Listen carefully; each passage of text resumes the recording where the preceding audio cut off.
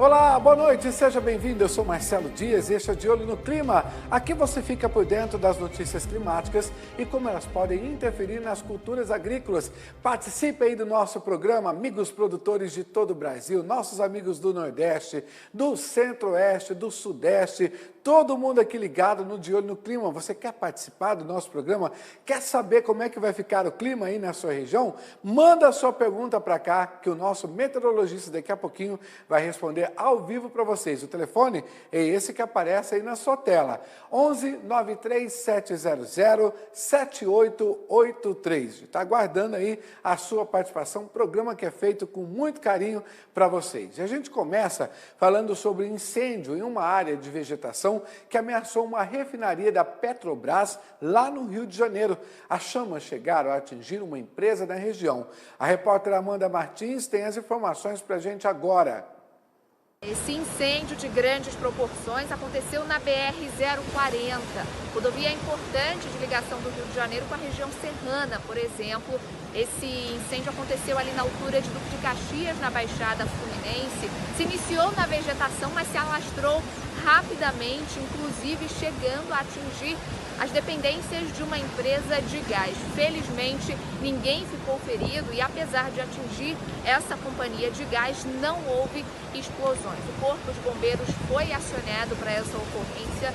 2 quartéis deram apoio e as chamas só foram completamente contidas por volta das 9 da noite de ontem. Né, pelas imagens ali, a gente percebe que foi bem sério mesmo. E realmente, quando isso acontece, todo mundo fica muito atento. Vamos começar já aqui com o nosso meteorologista que está ao vivo por Skype, Francisco de Assis. Obrigado pela sua presença aqui no programa. Sextou aqui com a gente. Vamos começar então lá pelo Rio de Janeiro, né? Nossos amigos produtores de lá. Vamos saber como é que vai ficar o clima lá para aquele estado maravilhoso. E aí, chove ou não chove lá para os nossos amigos cariocas? Olá, Marcelo. Olá, os ouvintes de Olho no Clima. Boa noite para todos. Realmente, né, Marcelo, a chuva está chegando também lá para o Rio de Janeiro, também agora para esse final de semana, né? Temos sim condições de chuva lá para o estado do Rio de Janeiro, principalmente na parte sul do estado, né? O sul do estado do Rio de Janeiro também já com pancada de chuvas e trovoadas no decorrer do dia, amenizando a situação lá também do Rio de Janeiro, né? Depois do decorrer da tarde para a noite, a gente já tem condições também de chuvas isoladas na parte central, indo para a parte norte, o resto, praticamente grande parte do centro do Rio de Janeiro, né? Mas a chuva ainda se concentrando, né? Ainda mais na parte sul. No final de semana para o domingo aí já aumenta mais as condições de chuva ali para praticamente todo o Rio de Janeiro, já chegando também no Espírito Santo, né? Também temos condições de bastante chuva para a parte leste de São Paulo, a parte sul do estado de São Paulo também, pancada de chuvas e trovoadas, devendo permanecer aí para o final de semana, mas essas condições também persistindo aí, essas condições para o estado de São Paulo, né? Dando uma boa previsão aí de chuvas um pouco mais significativa para grande parte ali do estado de São Paulo, principalmente da região do Paranapanema e leste de São Paulo também. Volto a você, Marcelo. Francisco, já que a gente está no estado de São Paulo, aí vamos pegar aquela região mais quente, que é a Noroeste Paulista, São José do Rio Preto, Araçatuba, Bebedouro, Ribeirão Preto. O que os nossos amigos podem esperar por lá? Principalmente a gente tem muita cana-de-açúcar, está acontecendo muitos incêndios ali em canaviais, a gente mostrou aqui no decorrer da semana, né? Pegou fogo ali em Floreal, Gastão Vidigal, outras áreas também que a gente veio mostrando no decorrer do programa. O que a gente pode esperar para esse final de semana? Vai estar muito calor? Vai vir chuva para lá também? Exatamente, Marcelo. Lá também estava muito temperaturas elevadas, né? Caiu um pouco agora também, né? Com essa chegada desse ar frio com a frente fria, né? São Paulo também caiu bastante a temperatura. Hoje a máxima em São Paulo foi 18,3 graus, né? Mas nessas regiões ali, lá no interior de São Paulo, Votuporanga, São José do Rio Claro, Presidente Prudente até caiu mais, né? Mas na parte norte ali, Marília também, as temperaturas se comportaram ainda hoje à tarde de 28 a 31 graus. Aí caiu um pouco a temperatura, né? Caiu, estava dando 36, 37, né? Já diminuiu bastante também as temperaturas. A previsão para lá, Marcelo, que a gente tem aí umas pancadas de chuvas também aí nesse final de semana, principalmente agora no sábado, pegando ali algumas dessas regiões também chuvas de um pouco significativa, né? Aumentando mais um pouco a condição para o domingo, mas são chuvas passageiras, né? Não são chuvas rápidas que vêm para ficar, né? A chuva mais demorada, assim, com mais tempo, está pegando mais na parte leste de São Paulo, a parte sudeste de São Paulo, né? Nessas regiões ali, as chuvas são mais passageiras, né? E são chuvas mais de áreas isoladas que prevista acontecer durante esse final de semana. Volta a você aí. Certo, Francisco. Agora a gente vai à participação aqui dos nossos amigos produtores. A gente vai lá para Minas Gerais. Quem está mandando mensagem para a gente agora aqui, ó, é o Alexandre lá de Viçosa. O Alexandre que mandou uma pergunta para nós aqui. Ele quer saber como é que vai ficar a previsão lá para aquela região ali de Viçosa. Cidade bonita. Obrigado, Alexandre, pela sua participação. Exatamente, Marcelo. Viçosa ainda não está chegando a chuva quase ainda para esse final de semana, né? Mas deve a chuva chegar lá na segunda-feira, né? Na segunda-feira é previsto, deve chegar alguma chuva lá para a região de Viçosa, trazendo aí pancada de chuvas um pouco significativa, né? A chuva pegando grande parte ali da parte sudeste de Minas Gerais também, com pancada de chuvas um pouco significativa também, pegando a região do Café e chegando mais ali para a região de Viçosa também, essa chuva mais na segunda-feira, né? Na domingo à noite já deve ter algum sinal de mudança de tempo lá, alguma coisa já chegando também, mas precisamente mais na segunda, terça-feira que essa chuva deve chegar para lá, para a região dele lá. Volta a você aí. Bem, nossos amigos mineiros sempre participando aqui do nosso programa. Agora a gente vai lá para o estado de Alagoas, Francisco. A participação agora é do nosso amigo produtor Rogério Alcântara, lá de Piranhas, no sertão do estado de Alagoas. Ele quer saber como é que fica o tempo nesse restinho de mês. Então, nesse restinho de mês, a gente novamente já volta a ter condições de chuvas novamente lá para Alagoas, né, para esse final de semana. Chuvas ali pegando todo o leste do estado de Alagoas, mais ou menos até adentrando uns 80, 100 quilômetros para o interior. Porém, lá para a parte oeste é que não tem chuva, né? Para a parte oeste do estado de Alagoas, entre o centro do estado e a parte oeste, é que fica sem chuva, né? Mas essa chuva deve prosseguir aí para esse sábado, domingo, até a segunda-feira também. A gente ainda tem condições de chuvas também ali no estado de Alagoas, na parte leste, mesmo sendo chuva em áreas isoladas, né? Então não está cortando a chuva de uma vez ainda não, né? Essas chuvas acontecem mais pela manhã e às vezes também mais no período da noite, né? Que acontecem essas chuvas em área isolada lá do leste do estado. Volta a você aí. Maravilha, nossos amigos produtores aí de todo o Brasil participando aqui no Dia no Clima. Ainda dá tempo de você enviar a sua pergunta também, hein? Quer saber como é que vai ficar o clima aí na sua região para o final de semana? Manda pergunta para a gente, ó. 1193-700-7883. Francisco, o Instituto Nacional de Meteorologia lançou aí uma nova ferramenta desenvolvida em parceria com a Conab, que vai beneficiar diretamente aí o produtor rural. Conta pra gente sobre essa iniciativa, ou seja, mais um serviço aí do Instituto Nacional de Meteorologia para ajudar os nossos amigos produtores de todo o Brasil, né? Exatamente, Marcelo. Cada vez mais, né, criando mais informações meteorológicas e climáticas, né, para o produtor rural ter mais condições aí, ter mais informações de se preparar melhor, né, desde o plantio até a colheita, né, ele e acompanhar melhor o monitoramento climático que está acontecendo na região dele lá em termos de chuva ou em termos de estiagem, se está acontecendo ou não, né, ele pode ficar acompanhando pelo aplicativo, né, e acompanhando também as previsões de tempo diário para a região dele lá. Exatamente isso mesmo.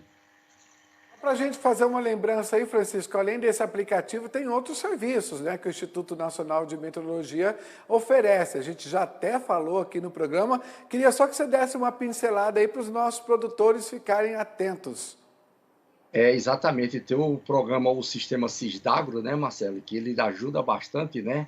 Então, o sistema Cisdagro, ele é exatamente utilizado no período quando o agricultor vai plantar, né? Nesse período agora, como está no período da estiagem, não tem plantio nenhum, então ele não utiliza nada, porque agora ele não precisa utilizar, né? A não ser que ele queira utilizar só para acompanhar como é que está a condição de umidade do solo. Então, por exemplo, vai chegar o período do plantio agora para setembro e outubro, né? aqui na parte central, sudeste do Brasil, também em grande parte da região sul do Brasil, né? E daí ele já pode, quando ele começar a plantar, Marcelo, ele já pode pegar na localidade dele e ver a data que ele plantou, né? Por exemplo, plantou soja. Então ele vai ver que plantou soja e quer colher soja com 110 dias a colheita dele, da evolução da produção, né? De 110 dias. E ele joga isso no aplicativo na localidade dele, lá no dia que plantou, e ele vai acompanhando o monitoramento climático, como é que está a condição lá da região dele lá, consequentemente a produtividade de acordo com o tempo e o clima, com as condições climáticas da localidade. E aí ele vai acompanhando e vai vendo a previsão do tempo mais 5 dias pela frente, né? Quando der um períodozinho de estiagem, alguns dias sem chuva, né? Ele vai ver se a produtividade da cultura dele ali, no caso soja, né? Se diminuiu a produtividade ou se está mantendo a mesma produtividade ou não, de acordo com as condições climáticas. Aí volta a chover de novo, aí ele vai ver que a produtividade está garantida, né? Porque foram poucos dias sem chuva, não afetou na produtividade, né? Agora, se passa 10 dias sem chuva, aí já pode dar uma problemática na produtividade. Em vez de estar 100%, por exemplo, caiu para 90%, 95%. Ele vai ver que já está dando alguma perda de acordo com a falta de chuva na região. E assim sucessivamente ele vai até a colheita, acompanhando essa evolução do plantio de acordo com o clima da região dele ou da localidade. Volta a você aí. Que maravilha, maravilha. São ferramentas que estão aí para ajudar o nosso produtor. É só entrar lá no site do Instituto Nacional de Meteorologia. Olha só, a Prefeitura de Valinhos, lá no interior de São Paulo, decidiu hoje adotar o racionamento de água na cidade por causa da seca. O repórter Tiago Prudente tem os detalhes para a gente agora. É mais uma cidade do interior que adota o racionamento de água por causa dessa crise hídrica que tem atingido todo o sudeste brasileiro. Valinhos é a primeira cidade da região metropolitana de Campinas a adotar, uma das regiões metropolitanas mais populosas do nosso país. Segundo a prefeitura, é necessário fazer o racionamento porque a situação dos reservatórios da cidade é muito crítica. A maioria deles está abaixo dos 20% e a cidade capta água do rio Atibaia, que nesse momento está com um volume bom porque é nivelado pelo Cantareira, um dos principais reservatórios aqui do estado de São Paulo, mas que também já está no estado de alerta. Para manter a rede funcionando, vai precisar fazer esse racionamento. Para isso, dividiu a cidade em 4 grupos e, portanto, 2 vezes na semana, cada um desses grupos vai ficar sem água. A recomendação é para que a população economize o máximo possível, não só das cidades que estão em racionamento aqui no interior de São Paulo, como também Salto, Itu, Araçoiaba da Serra, Tietê, mas todas as pessoas em todos os municípios economizem água. Inclusive o consórcio das bacias PCJ, que é um dos principais aqui de abastecimento de água no interior de São Paulo, emitiu um alerta para as prefeituras e também para a população pedindo a economia de água, porque o período chuvoso ainda está muito distante. Então, não há aí uma possibilidade que esses reservatórios sejam recompostos tão já. A gente está vendo que o céu está nublado aqui no interior de São Paulo, há previsão de chuva nessa sexta e também no sábado e no domingo, mas não deve ser uma chuva tão volumosa assim que consiga dar uma recomposição muito grande aos reservatórios. Tanto que no mês de agosto choveu apenas 3,5% do esperado, da média histórica aqui no interior de São Paulo. Portanto, Valinhos entra na lista de cidades aqui do interior de São Paulo que estão agora com racionamento de água. Inclusive, a cidade vai aplicar uma multa pesada para quem desperdiçar água, R$ 441. Em caso de reincidência, a multa dobra. Tá, então, medidas sendo tomadas para tentar manter o abastecimento aqui no interior, que sofre com essa seca também. É isso aí, né, gente? Vamos colaborar, nada de ficar lavando calçada, ficar lavando muitas coisas assim em frente de casa, né? É um período que tem outras alternativas que dá para manter a limpeza sem precisar ficar desperdiçando. Não é o momento. Olha, 2021 pode ficar entre os anos mais secos da série histórica em diversas localidades. A previsão aí foi do Serviço Geológico do Brasil. Os pesquisadores sugeriram o uso da água subterrânea como uma possível alternativa à pior agora do risco hídrico, principalmente nas regiões Sudeste e Centro-Oeste. Nós fomos atrás de mais informações com o pesquisador João Alberto Oliveira Diniz. Vamos assistir a entrevista que eu fiz com ele. A água subterrânea, ela é, pra você ter ideia, a nível mundial, 98% de toda a água no estado líquido existente no mundo é água subterrânea. Se não existisse água subterrânea, não existiriam, por exemplo, rios perenes, já que todos os rios secam no período seco, né? Mas a água subterrânea mantém as razões de base. No Brasil, nós temos aquíferos, que são os grandes reservatórios de água subterrânea, gigantescos, como o aquífero Guarani, no Sudeste, o aquífero Alté do Chão, no Norte, o aquífero Cabeça Serra Grande, no Nordeste. Então, nós fizemos um cálculo baseado, a CPRM, o Serviço Geológico do Brasil, ele tem um banco de dados chamado CIAGAS, um banco de dados de água subterrânea. Esse banco armazena informações de 350 mil poços tubulares em todo o país. Nós pegamos esses poços nas regiões Sudeste e Centro-Oeste, onde está atualmente o problema mais grave de seca, e calculamos as razões possíveis de tirar no que já existe hoje instalado. E mostrou-se que, para os 5.243 municípios, se não me engano, dessas regiões, em 80% deles, a água subterrânea seria capaz de abastecer complementarmente, com o consumo médio de 100 litros por habitante por dia, que é um consumo, inclusive, bastante elevado, e a gente está pensando que essa água subterrânea seria complementar, não seria a fonte única ou principal. Então, afora assim, cidades muito grandes como São Paulo realmente não conseguiria atender sozinha. Mas você pega capitais como Campo Grande, como a própria Brasília, como Cuiabá, a água subterrânea por si só seria capaz de abastecer essas cidades nesse nível de consumo que eu acabei de falar. É claro que existe alguma dificuldade, por exemplo, os poços, eles têm a vantagem de serem construídos onde nós precisamos. Então, onde tiver, por exemplo, um hospital que precisa ser abastecido, o poço pode ser feito no próprio hospital. Agora, as captações que existem hoje, elas não têm adução, ou seja, elas não estão ligadas obrigatoriamente à rede de distribuição de água das cidades, dos estados. Então, teria que ser feita uma estratégia, uma logística de abastecimento. Mas a quantidade, o volume em si, seria bastante para isso. Inclusive, já Brasília, por exemplo, ela é abastecida, acho que 50% por água subterrânea. São Paulo tem 10 mil poços perfurados. Nós temos um banco de dados com 350 mil poços, mas a quantidade real de poços que existe, porque existem muitos poços clandestinos, que não são otorgados, não são registrados, deve ser 5 ou 6 vezes maior do que isso. Então, quando eu falo São Paulo hoje não sobreviveria somente de água subterrânea, mas se nós considerarmos os poços clandestinos, sim. O Recife, você tem ideia, é uma cidade a região metropolitana de 4 milhões de habitantes e passou, há 10 anos atrás, quase que abastecido totalmente por água subterrânea. Então, a gente já pode usar isso hoje. Claro que como eu te falei, a questão de distribuição de água é um pouco complicada, porque os poços não são ligados à adutora, né? Mas, sem dúvida, abastecimento emergencial, através de caminhões-pipa ou outra coisa mais simples, poderia ser feito já de imediato. Muito bom, né? Uma excelente alternativa. Francisco de Assis, muito obrigado pela sua participação aqui no programa. Uma excelente sexta-feira e até segunda-feira. Ok, boa noite. Desejo aí um ótimo final de semana a todos, hein?